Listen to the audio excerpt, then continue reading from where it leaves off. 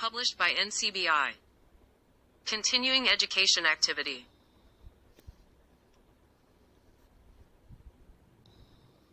Electrocardiogram. Published by NCBI. Continuing education activity. An electrocardiogram, abbreviated as EKG or ECG, represents a recording of the heart's electrical activity. Willem Einthoven first invented it in 1902. An EKG is an integral part of the initial evaluation of a patient suspected of having a cardiac-related problem. This activity reviews the basic anatomy and electrical conduction system of the heart, illustrates the indications of ECG, and outlines the preparation, technique, and clinical significance. The article also highlights interprofessional teamwork and collaboration to enhance the delivery of quality care to patients. Objectives. Explain the indications for obtaining an ECG. Describe the procedure for obtaining an ECG. Review the clinical significance of ECG. Outline interprofessional team strategies for improving care coordination and communication to advance ECG and improve patient outcomes. Introduction. The electrocardiogram, abbreviated as ECG or EKG, represents an electrical tracing of the heart and is recorded non-invasively from the surface of the body. The word ECG derives from the German language. In German, it is electrocardiography.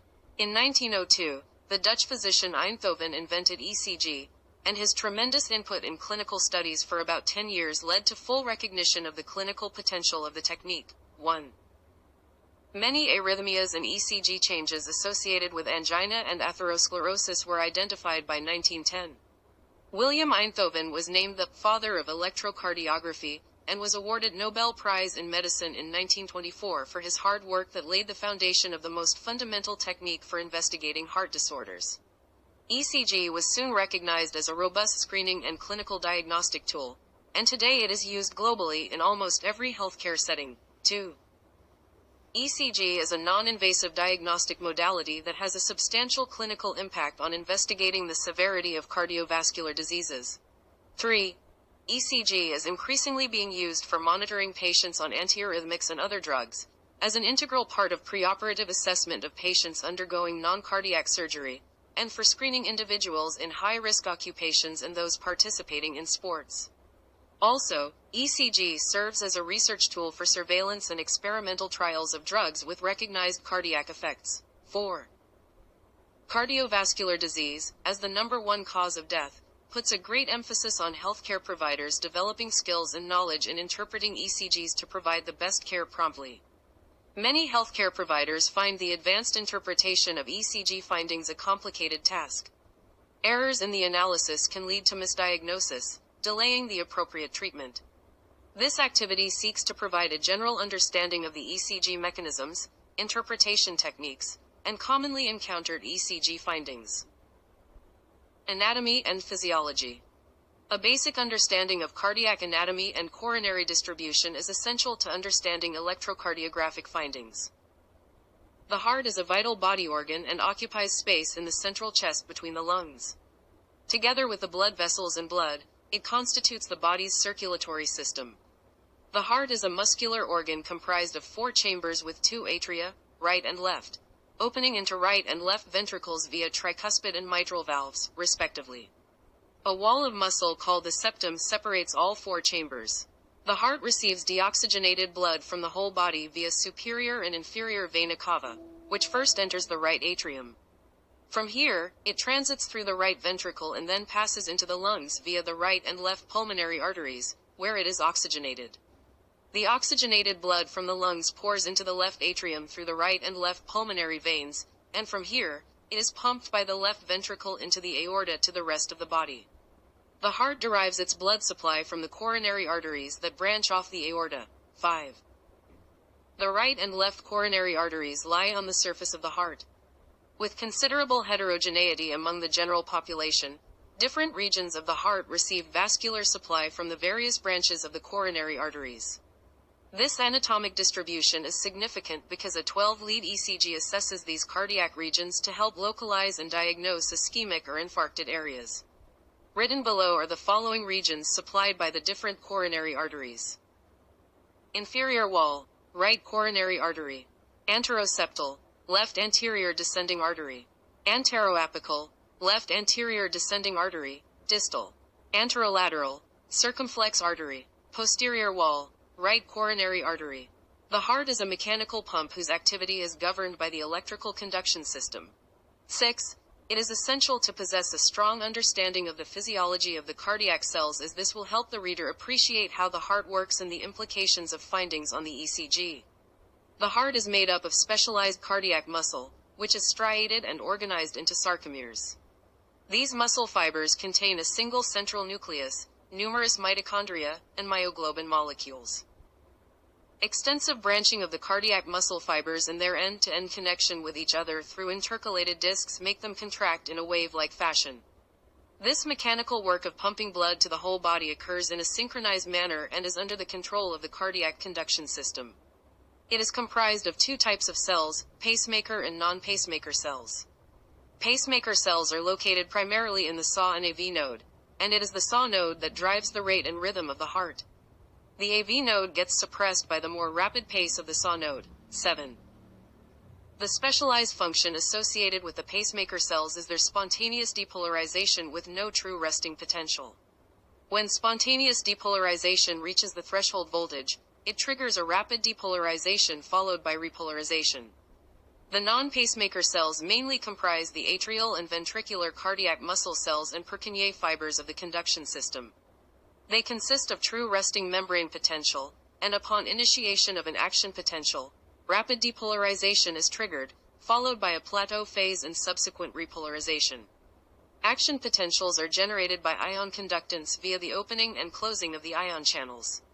Knowing which ECG leads corresponds to specific arteries helps localize the obstruction in acute street elevation myocardial infarction or in age indeterminate Q-wave infarction by observing predictable patterns on the ECG. 8. Indications. The evolution of electrocardiograms from a string galvanometer to the modern-day advanced computerized machine has led to its use as a diagnostic and screening tool, making it the gold standard for diagnosing various cardiac diseases. Owing to its widespread use in the field of medicine, the ECG has several indications listed below. Symptoms are the foremost indication of the ECG, including palpitation, dizziness, cyanosis, chest pain, syncope, seizure, and poisoning. Symptoms or signs associated with heart disease include tachycardia, bradycardia, and clinical conditions including hypothermia, murmur, shock, hypotension, and hypertension. To detect myocardial injury, ischemia, and the presence of prior infarction. ECG changes in cases like drowning and electrocution are very valuable in determining necessary interventions. 10. Detecting pacemaker or defibrillator device malfunction, evaluating their programming and function, verifying the analysis of arrhythmias, and monitoring for delivery of the appropriate electrical pacing in patients with defibrillators and pacemakers. 11. Evaluation of metabolic disorders, cardiopulmonary resuscitation, electrolyte imbalance and rhythm disorders. 14. Perioperative anesthesia monitoring, such as preoperative assessment and intraoperative and postoperative monitoring. Screening tool in a sports physical exam to rule out cardiomyopathy. 15. Contraindications. There are no absolute contraindications for an electrocardiogram.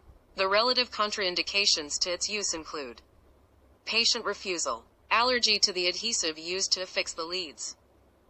Equipment.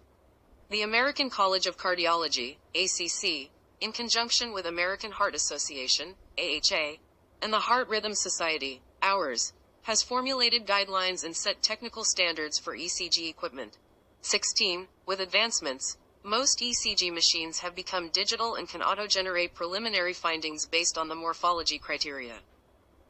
The conventional ECG machine consists of 12 leads divided into two groups, i.e., limb leads and precordial leads.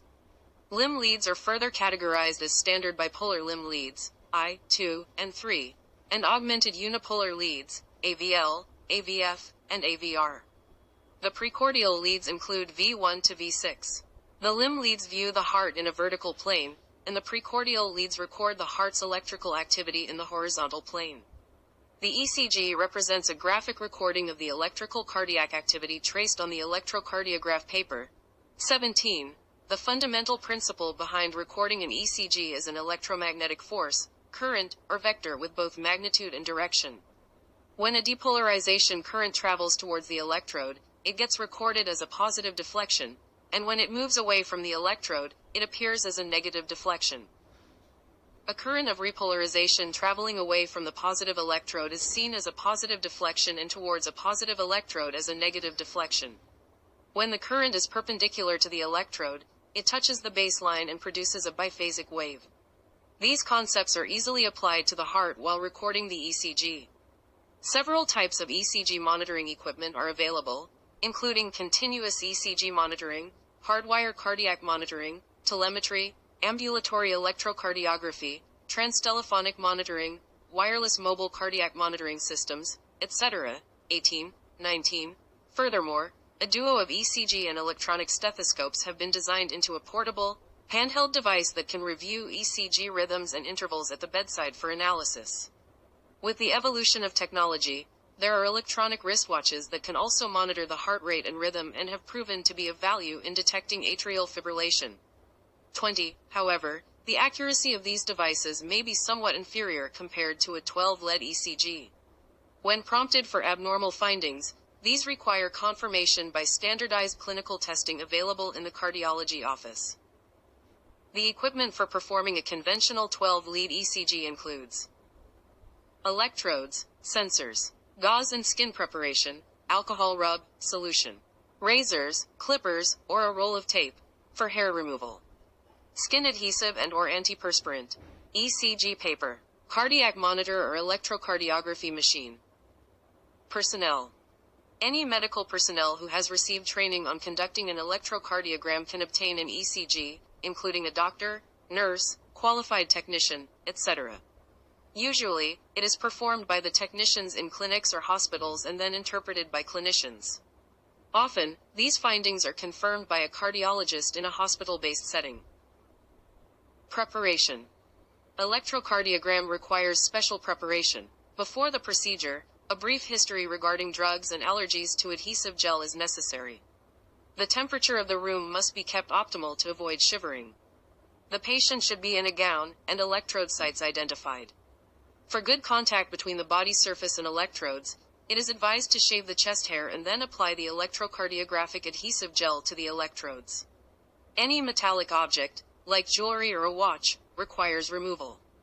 Limb and precordial leads should be accurately placed to avoid vector misinterpretation. Finally, the patient must lie down and relax before recording the standard 10-second strip. Technique or treatment. Electrocardiogram machines are designed to record changes in electrical activity by drawing a trace on a moving electrocardiograph paper. The electrocardiograph moves at a speed of 25 mm sec. Time is plotted on the x-axis and voltage on the y-axis. On the x-axis, 1 second is divided into 5 large squares, each representing 0.2 seconds. Each large square is further divided into 5 small squares of 0.04 seconds each. The ECG machine is calibrated in such a way that an increase of voltage by 1 mV should move the stylus by 1 cm. The conventional 12-lead ECG consisting of 6 limbs and 6 precordial leads is organized into 10 wires. 21. The limb leads include I, 2, 3, AVL, AVR, and AVF and are named RA, LA, RL, and LL. The limb leads are color-coded to avoid misplacement: red, right arm, yellow, left arm, green, left leg, and black, right leg. The precordial leads V1 to V6 are attached to the surface of the chest. 22. For the correct location, the angle of Lewis method is an option, and the exact placement is as follows. V1 is placed to the right of the sternal border, and V2 is situated to the left of the sternal edge. V4 is placed at the level of the fifth intercostal space in the midclavicular line. V4 should be placed before V3. V3 is placed between V2 and V4. V5 is placed directly between V4 and V6. V6 is placed at the level of the fifth intercostal space in the mid-axillary line. V4 through V6 should line up horizontally along with the fifth intercostal space. Complications. An electrocardiogram is a safe, non-invasive, painless test with no major risks or complications. An allergic reaction or skin sensitivity to the adhesive gel can occur and usually resolves as soon as the electrode patches are removed and, in most cases, do not require any treatment. Artifacts and distortions pose serious diagnostic difficulties and may result in an inaccurate interpretation of the ECGs, potentially resulting in an adverse therapeutic intervention. 23-24.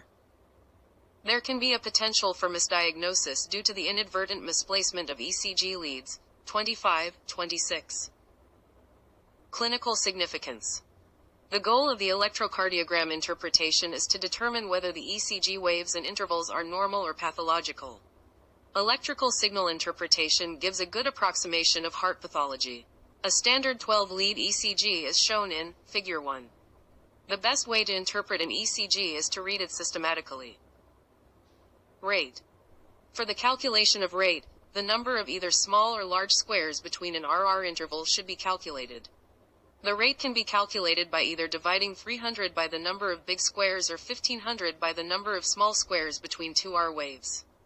For an irregular rhythm, count the number of beats in a 10-second strip and multiply it by 6. 27. Normal HR is 60 to 99 beats per minute. If it is less than 60, it is called bradycardia, and if greater than 100 per minute, it is referred to as tachycardia. Rhythm. The leads I, 2, AVF, and V1 require inspection for an accurate interpretation of rhythm. It involves looking for 5 points: the presence or absence of regular P waves, the duration of QRS complexes, narrow or wide, the correlation between P waves and QRS complexes, whether the rhythm is regular or irregular, and the morphology of P waves.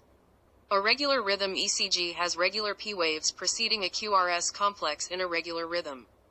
Also, normal sinus rhythm demonstrates positive P waves in leads I, 2, and AVF, suggesting a downward propagation of atrial activation from the SAW node. These features also help identify if the arrhythmia originates in the atria or ventricles. 28. Many disorders are related to rhythm abnormalities. For example, no real P waves can be seen in atrial fibrillation due to the very fast atrial activity. Only a few impulses get delivered to ventricles, making the rhythm irregularly irregular. The presence of irregularly irregular, narrow QRS complexes with no discrete P waves is the hallmark feature in the identification of atrial fibrillation. Cardiac axis. It refers to the direction of the heart's depolarization wavefront in the frontal plane. The cardiac axis is related to the area of significant muscle bulk within the healthy conducting system. A typical cardiac axis is between -30 to +90 degrees. A quick way to estimate the axis is by looking at leads I and AVF. It can be defined as a normal axis when the QRS complex is positive in leads I and AVF. A left axis deviation, between 0 and -90 degrees, is defined by the presence of positive QRS in the lead I and negative in lead AVF, and a right axis deviation, +90 and 180 degrees, by the presence of negative QRS in the lead I and positive in the lead AVF. If both QRS complexes are negative in leads I and AVF, it is an extreme right axis deviation or indeterminate axis, -90 to 180 degrees. 29. Other methods used to determine the cardiac axis include 3-lead analysis, isoelectric lead analysis, etc. There are several disorders in which the cardiac axis deviates.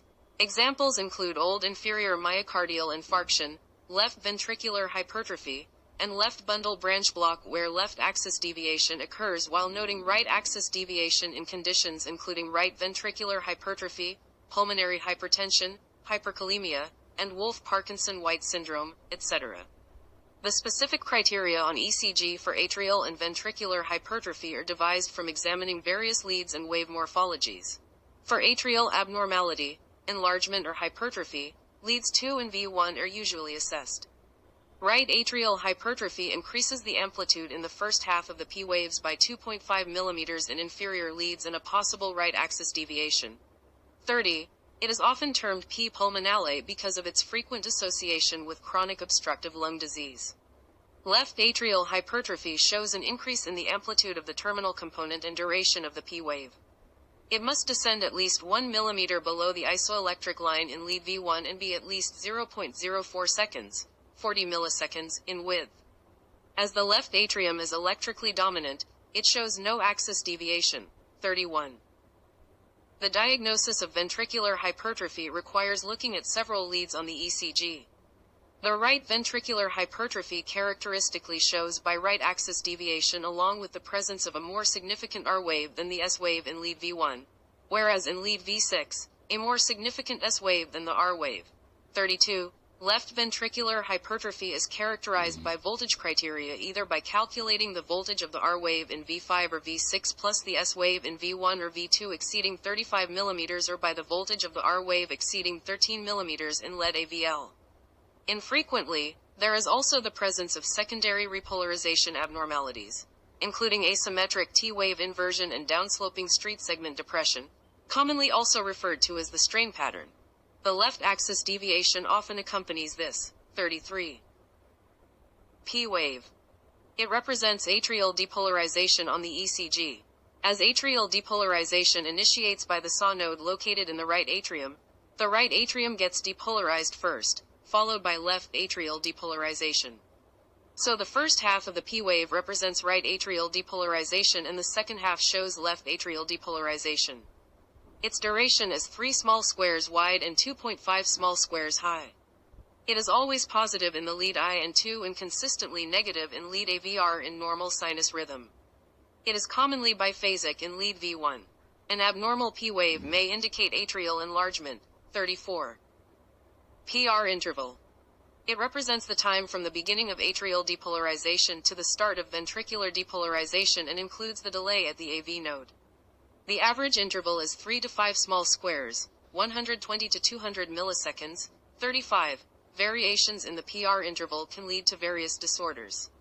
Long PR interval may indicate first-degree AV block, and short interval may be present in conditions with accelerated AV conduction, such as the presence of bypass tract or Wolff-Parkinson-White syndrome and Lown-Gannon-Levine syndrome. Heart block. A conduction block can occur due to any obstruction in the normal pathway of electrical conduction. Their anatomical location can be categorized as sinus node, atrioventricular node, or bundle branch blocks. Sinus node or sinoatrial exit block occurs due to failed propagation of the impulses beyond the SAW node resulting in dropped P waves on the ECG.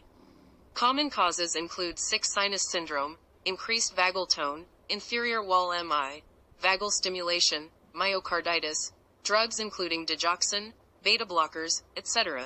36. Atrioventricular or AV block is a conduction block that can occur anywhere between the SAW node and Purkinje fibers. There are 3 variants of AV blocks: first degree, second degree, and third degree. Clinically significant points in diagnosing the AV blocks include careful measurement of the PR interval and examining the relationship of the P waves to QRS complexes. First-degree heart block is defined as prolonging the PR interval by more than 200 milliseconds. 37. A single P wave precedes every QRS complex. It may be a normal finding in some individuals. Still, it can be an early sign of degenerative disease of the conduction system or a transient manifestation of myocarditis or drug toxicity, hypokalemia, acute rheumatic fever, etc. It usually does not require any treatment. 38. Second-degree heart block is of 2 types, i.e., Mobitz type 1, also known as Wenckbach block, and Mobitz type 2.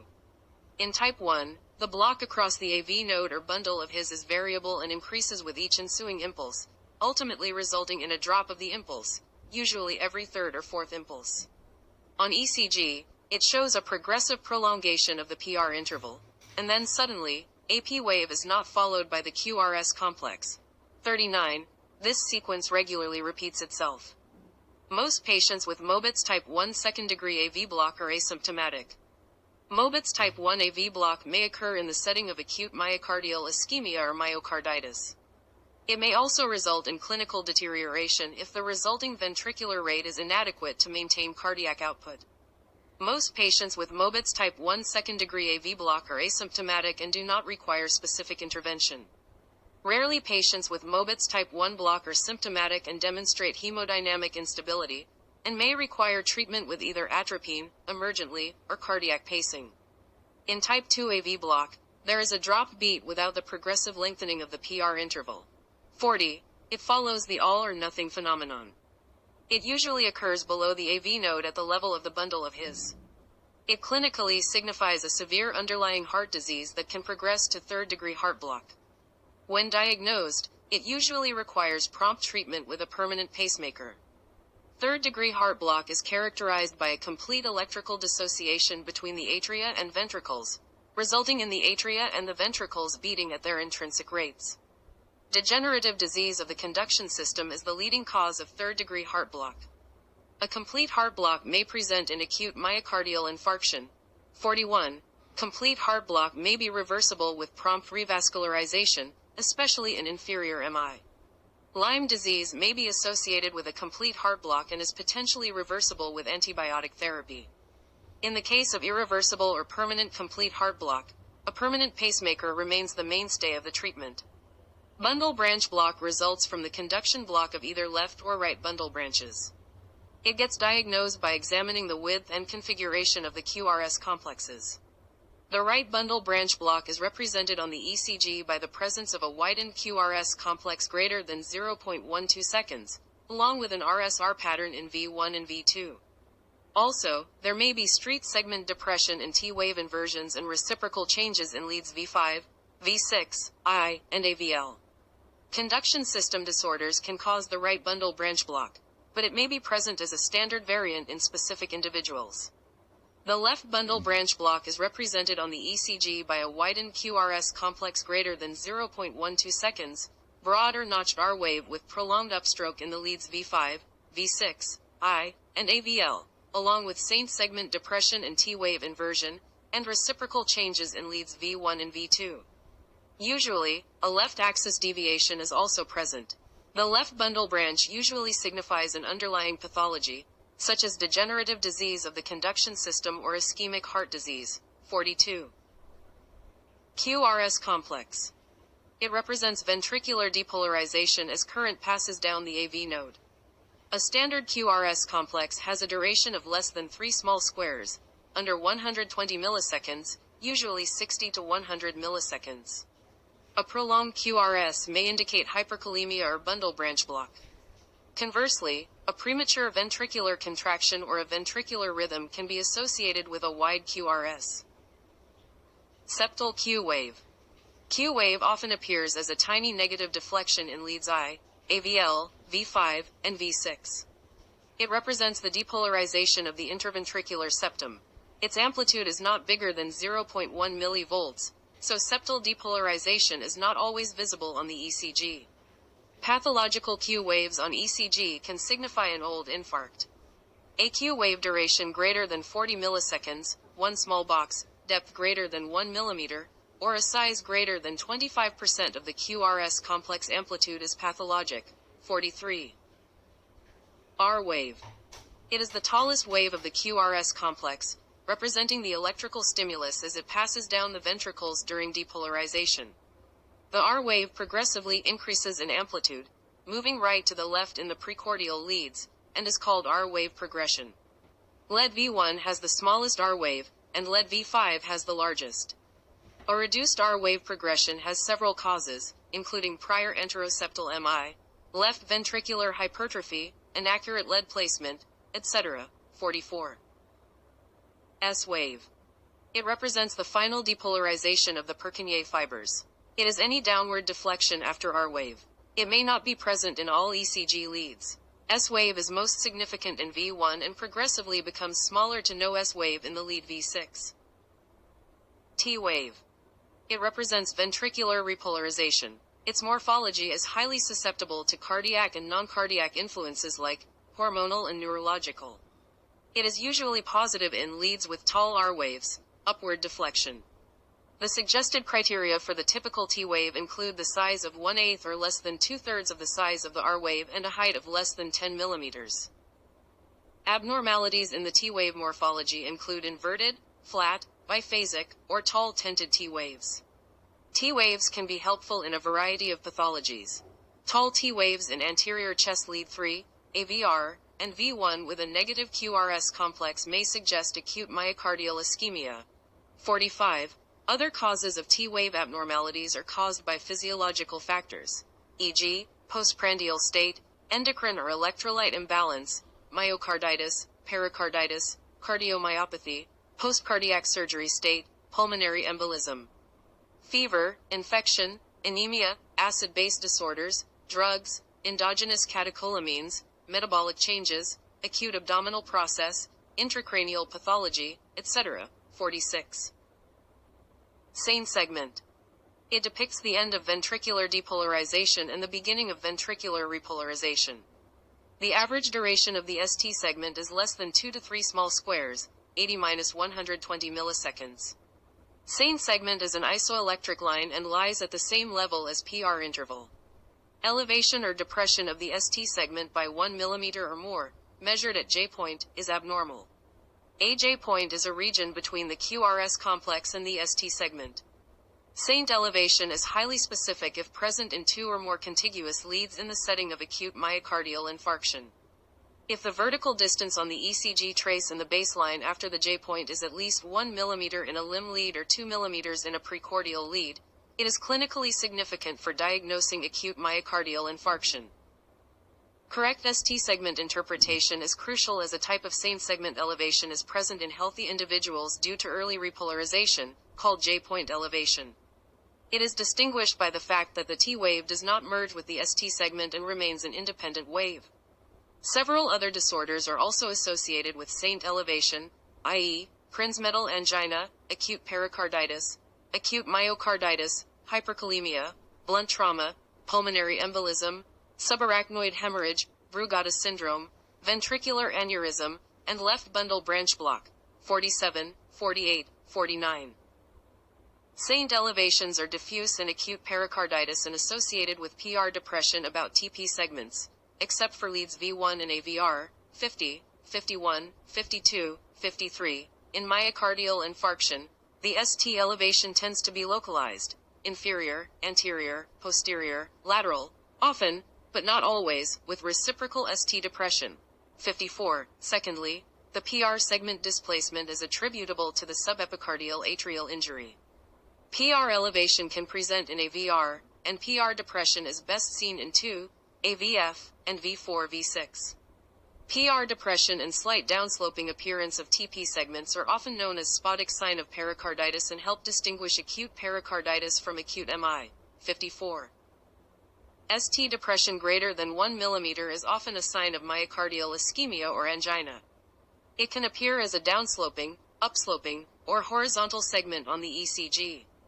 A horizontal or downsloping ST depression greater than 0.5 mm at the J point in 2 contiguous leads indicates myocardial ischemia. An upsloping ST depression in the precordial leads with prominent de Winter T waves is highly indicative of MI caused by occlusion of the left anterior descending artery. 55. ST depression can represent a reciprocal change with a morphology that resembles, upside down, ST elevation and is typically seen in leads electrically opposite to the site of infarction. For example, posterior wall MI manifests as horizontal ST depression in leads V1-3 and is associated with tall R waves and upright T waves. Likewise, inferior wall STEMI produces reciprocal ST depression in leads I and AVL, and there is often a reciprocal ST depression in leads 3 and AVF in lateral wall MI. 55.